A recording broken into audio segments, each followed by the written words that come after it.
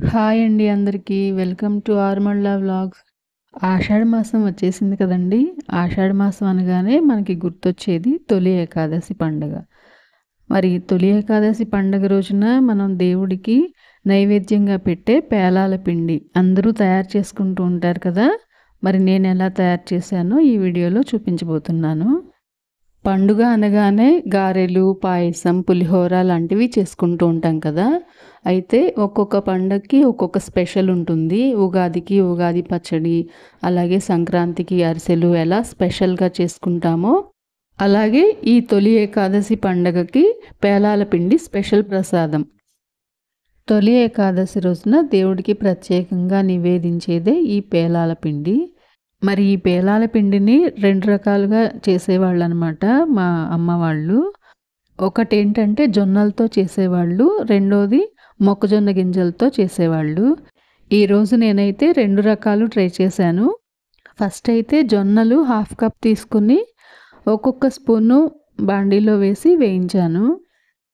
అన్నీ ఒకేసారి వేయకూడదండి. అన్నీ ఒకేసారి వేస్తే కొన్ని గింజలు అడుగున ఉండిపోతాయి. అన్నీ పేలాలవ్వవు.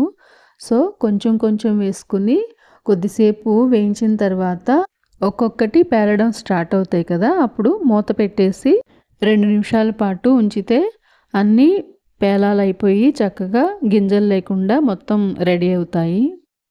అదేవిధంగా మిగిలిన గింజలన్నీ కూడా ఒక్కొక్క స్పూన్ చొప్పున వేసుకొని అన్నీ పేలాలు చేసుకొని మొత్తం చల్లారిన తర్వాత మిక్సీ జార్‌లో వేసి మరీ మెత్తగా కాకుండా కొంచెం బరకగా గ్రైండ్ చేసుకోవాలి.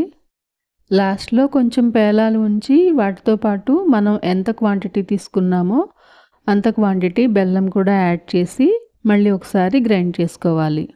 నేనైతే ఇక్కడ హాఫ్ కప్ జొన్నలు తీసుకున్నాను కాబట్టి హాఫ్ కప్ బెల్లం వేసి 2 యాలకులు కూడా వేసి ఈ విధంగా గ్రైండ్ చేసుకున్నాను. అలాగే మొక్కజొన్న గింజలతో కూడా చేశానని చెప్పాను కదా! కాకపోతే మొక్కజొన్న గింజలు ప్లెయిన్‌వి దొరకలేదనమాట నాకు షాప్‌లో. అయితే రీసెంట్‌గా తెచ్చిన బటర్ పాప్‌కార్న్ ప్యాకెట్ ఉంది ఇంట్లో. సో, దాంతో చేశాను. అన్సాల్టెడ్ పాప్‌కార్నే అనమాట. సో, దాంతో అయితే ప్రిపేర్ చేశాను.